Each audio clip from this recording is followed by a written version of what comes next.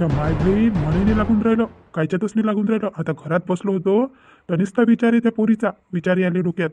आता म्हणूनच बाहेरच आलो. आता म्हटलं जरासं रामदास सोबत पोचतो, म्हटलं थोडा वेळ, जरासं दिमाग तरी शांत होईल गोष्टी केल्यानं.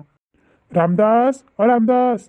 अरे नामदेव, काय लेका, काय म्हणतो? हा, तुम्ही किती वाट पाहून राहिले तर तुम्ही 2-3 दिवसापासून. तुम्हाला चौकातही नाही दिसला, काही नाही दिसला. आता म्हटलं कुठे गेला आणि कुठे नाही, तर म्हटलं तुझ्या घराकडेच येतो म्हटलं. कोण काय करून राहिला होता घरात राहून 2-3 दिवसापासून? अरे काय करणार आहे, सून चालली गेली तिच्या माहेरी, येतो म्हणे 2-3 दिवस राहून म्हणे. आणि ते पोरगही गेलं सुनीच्या बरोबर. आणि बायको होती तर माझ्या बायकोची काही तब्येत बरोबर नव्हती. मग आता काय, एकटा जीव. आता तिचंही पाहा लागेल, मलाही करावं लागेल. आता स्वतःसाठी करणं आहे आणि तिने करून देणं आहे. त्याच्यात मला बाहेर निघायला वेळच नाही भेटला. आता घरात होतो मी, मग बसलो. आता ते बिमार सिमार होती, तिला सोडून कुठं जाऊ म्हटलं. तर मी काही गेलोच नाही आणि तिकडेही नाही आलो, चौकातही नाही आलो. असं असं म्हणूनच तर म्हटलं, चहाच्या टपरीवर नाही, पाण्याच्या टपरीवर नाही, कुठंच नाही दिसला ना तुम्हाला. तर म्हणूनच आलो मी इकडे. म्हटलं दिसला नाही तर चला म्हटलं घरी जाऊनच भेट घ्यावं म्हटलं याची. बरं केलं ना. आता मला वेळच नाही भेटून राहिला होता तर काय करू सांग राजा. बरं बरं, मग चलतं काय, चल ना पाण्याच्या टपरीवर जाऊ, चहा घ्या पिऊ, पान खाऊ. हा, चल ना तिकडे. हे पाय नामदेव, मी काही येत नाही, कारण की नाही काय, तुझी वहिनीची काही तब्येत बरोबर नाही. आपण इथंच बसू ना, मी चहा करतो, तुला चहा देतो आणि मी पिऊन घेतो. तू इथंच बस. आता तिला सोडून, तिला खडीत खडी बीपी वाढून जाते तिचा. आणि मग तिला सोडून जायला काही पुरत नाही. बस ना इथंच, ये खुर्चीवर बसू आपण आणि गोष्टी करणं होते आणि मी चहाही करतो. बरं बरं, जाऊ दे मग. आज तुझ्या घरचाच चहा पितो आणि तुझ्या हातचा लय दिवस झाले. आपण जेव्हा आपलं लग्न व्हायचं होतं तेव्हा पेव आपापल्या हातचा चहा करून.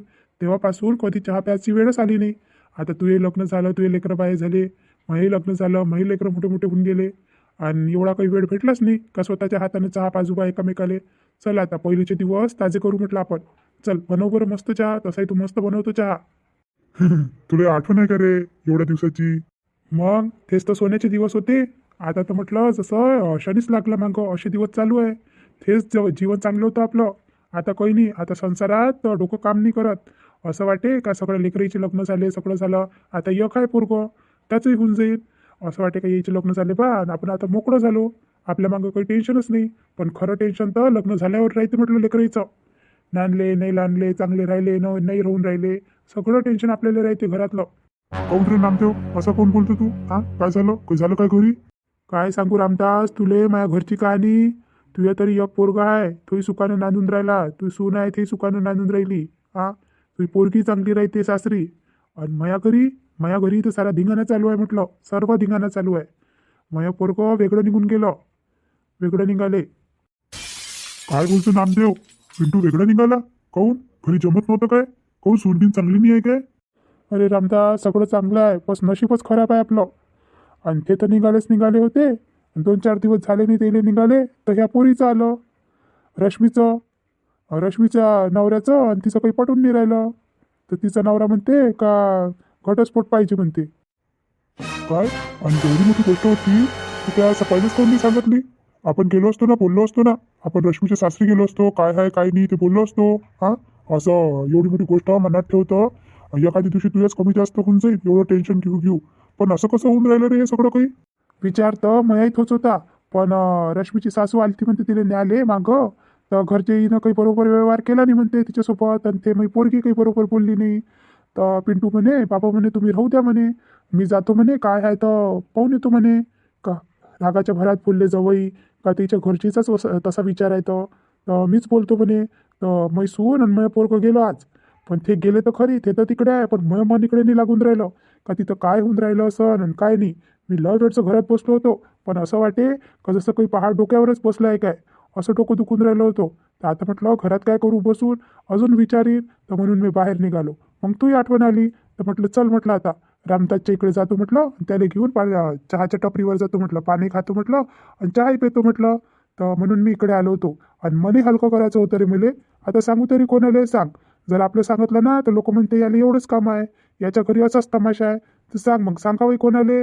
बाया तरी आपल्या गोष्टी बोलवून मन हलकं करते, पण माणसाने कुठं जाव रे बोलायले? हा, माणसानं जावाले काही समजतच नाही बाप्पा. अरे नामदेव, टेन्शन नको घेऊ. तसं म्हटलं ते पोरगं एवढं काही हे नाही आहे, समजदारच आहे. गोष्ट सांभाळून घेईल. आणि नाही सांभाळली तर मग आहेच ना आपण, मोठे छोटे माणसं काय राहते. तू टेन्शन नको घेऊ, सगळं काही बरोबर होईल. चांगला चांगला विचार कर. चल मग अंदर चल बरं, चहा करतो मी, चहा पे माझ्या हातचा. ते सगळं काही बरोबर आहे, पण माया पोरगं म्हैसून गेले तर खरी तिथं. पण काय मी तिथं काय होऊन राहिलं असं आणि काय नाही तर रश्मीच्या सासरी. नाही हो आई, आता रश्मीताईले त्याची चूक समजली. आता आता त्या अशाने करणार पण ते. आता त्याला त्याची चूक लक्षात आली आणि आता त्याचा विचार आहे ना याचा येतो म्हणते त्या सासरी. राधिका वहिनी, तुमचं सगळं काही बरोबर आहे, पण म्हटलं तुमची ननद ठेवाच्या लायकीची नाही आहे, ठेवाच्या लायकीची राहिले. म्हटलं मी डोबळा आहे म्हणून मला किती बोलते म्हटलं ते. मी चांगला नाही दिसत, मी तिच्यासोबत शोभत नाही. तर जेव्हा लग्न झालं तेव्हाच नाही दिसलो होतो काय मी का काळा आहे म्हणून? मग तेव्हा काय करायला लागत होतं लग्न? तेव्हाच नाही म्हणून द्यायला पाहिजे होतं. असं तर नव्हतंच का मला पोरी नसत्या भेटल्या. पोरीची तर लाईन लागली होती. पण तेव्हा हो म्हटलं म्हणून आम्ही बसलो, नाही तर आम्हीच कायले बसलो असतो. काय हे काय बोलून राहिला तू? हा, हे तर नवीनच गोष्ट आणली त्या. तू सावळा आहे म्हणून ते तुला बोलते. हे त्या पहिले कोणी सांगितलं मला? हा, ह्या अशा गोष्टी नाही सांगत तू मला. आणि 17 वेळा नेऊन राहिला होता तिथं. चला आणाले. हा, पसंत नव्हता तर केलं काय म्हणा लग्न? मग नाही करायला लागत होतं. आम्ही काय जबरदस्ती बसलो होतो काय घरी? हे पाय राधिका, ते पोरकी म्हटलं आता तर असं वाटते का बा पोराचं कसाही संसार होऊन जाईल. पण आता तर असं वाटते का ते पोरगी लायकीचीच नाही आमच्या घरात राहायच्या. लायकीची राहिले. आता काय करावं आम्ही सांग? आता या पसंतच नाही म्हणते तिले तर काय नाणणार आहे ते? ही नाही 2 दिवस राहीन आणि अजून तसेच नाटकं करण आणि चालले जाईल. मग काय आम्ही काय जीवनभर तिले तसंच करत राहू काय? इथं तिथं आणत राह, नेत राह, सोडत राह. तुम्ही शांत व्हा थोडेसे. थोडा थंड डोक्याने विचार करा ना. दादा, थंड डोक्याने विचार करायला लावून राहिले तुम्ही. पण तुमच्या बहिणीचे कारनामे पहा ना. हा, एवढं झालं, एवढी ती मला बोले तरी मी तिला न्यायला आलो. कित्येकच वेळा आलो. तिला फोन लावो आणि तिथंच बसो, गावातच चौकात बसो, काही येईन ते म्हणून. पण ते काही आली नाही आणि माझ्या फोनवर तिनं काही उचलले नाही. तिच्या मागं लय घुमलो म्हटलं मी, एखाद्या पागल माणसासारखा घुमलो. पण तिनं काहीच कदर नाही केली मी. मग आता काय करता? जेव्हा समोरच्या व्यक्तीला कदरच नाही आहे तर मग आता काही फायदाच नाही आहे ना. पण रुपेशराव, तेव्हा त्यांचं डोकं खरंच जागेवर नव्हतं. पण आता त्याने जेवढ्या काही चुका केल्या ना त्याचं त्याला लय पश्चाताप आहे, खूपच पश्चाताप आहे. आणि तुम्ही पण असा कदम नाही उचलायला पाहिजे होता. तुम्ही डायरेक्ट नोटीसच सांगून दिलं. असं म्हणून आले तुम्ही है ना? माया पोरानं घटस्फोटाची नोटीस म्हटली म्हणून आले तुम्ही दोघंही नवरा बायको बोलासाठी त्या गोष्टीबाबत है ना? आणि आम्हाला खोटं नाटं सांगून राहिले का आम्ही बारशात आलतो, इथं आलतो, तिथं आलतो. अमाय, हे कसं निघालं माझ्या तोंडातून? अरे देवा, बोलाच्या नादात सगळं पकून देतो मी. आता कसं करू? कसं सांभाळू या गोष्टीला? नाही, आम्ही त्या गोष्टीवरून नाही आलो होतो. मी खरंच इथं बारशातच आलो होतो आम्ही. पण ती गोष्टही होती म्हणा सांगायची, तर एका हातानं 2 कामं होऊन राहिले होते.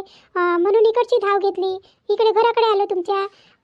मी काय म्हणतो, आई तुम्ही माझ्यावर विश्वास तर करता ना? हे बघ राधिका, आम्हाला तुझ्यासोबत काहीही वैर नाही पियुष सोबत आहे. पण काय करता आता?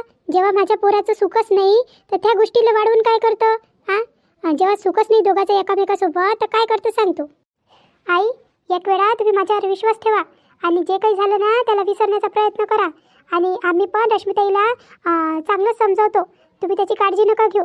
आणि एक वेळा तरी दोघांना नांदण्याचा प्रयत्न करू द्या, संसार करण्याचा प्रयत्न करू द्या. आणि जर त्यांची का नाही निभली तर मग जे तुमच्या मनात येईल तसं करा.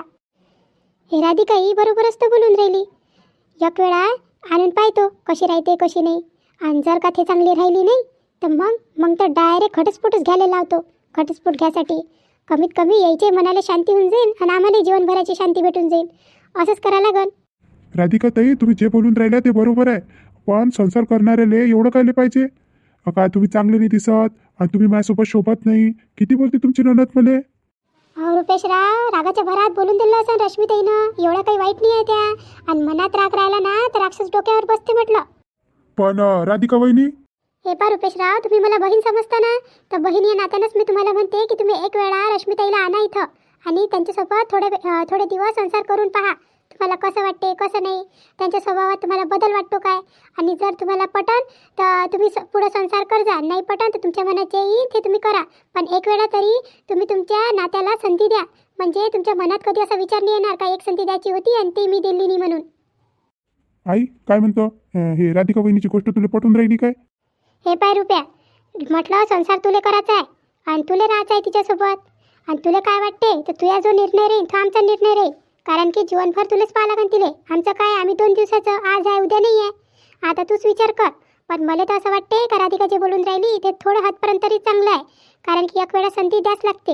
आता आपण गेलो तर होतो ना, ते काही आली नाही. तेव्हाच आपण तिला संधी दिली असती. पण जाऊ दे, आता संधी देऊन पाहू काय होते काय नाही. मग पाहू समोरचं काय येतं. पण तुझे बाबा घरात नाही आहे ना, आणि तुझे बाबा घरात नाही आणि एवढा मोठा निर्णय कसा काय घेऊ आपण दोघी जण. तुझे बाबाला येऊ दे, काय म्हणते काय नाही त्याला बोलू आणि त्याचाही विचार घ्या लागेल ना. आई काय विचार केला, काय मत आहे तुमचं? हे पाय राधिका, तू जे काही सांगितलं तुझे विचार पटलं, पण तुझे विचार खूप चांगले आहे. पण तुझ्या नंदेचे काही विचार एवढे काही बरोबर नाही. पण एक वेळा संधी द्यायला काही हरकत नाही. आता तुझ्या बोलण्यावरून एक वेळा संधी देतो तर खरी, पण याविषयी रुपयाच्या बाबासोबत बोलून मग नंतर कळवतो आम्ही. आणि रुपयालाच फोन लावायला सांगतो, कारण की तिच्या बाबाचा याचा वेळ तर होऊन गेला होता, पण आतापर्यंत काही आले नाही. त्याला काम घेम असन वावरात, नाही तर आले असते. मग आता माहीत पडते काय होते काय नाही, तिचे बाबा काय म्हणते. तर आई, तुम्ही माझ्यावर विश्वास ठेवून याच्या संसाराला एक संधी देऊन तर बघा. नंतर शेवटचा तुमचा निर्णय, आणि जो तुमचा निर्णय राहील त्याच्यावर आम्ही सहमत होऊ. पण एक वेळा तरी संधी द्या त्यांना.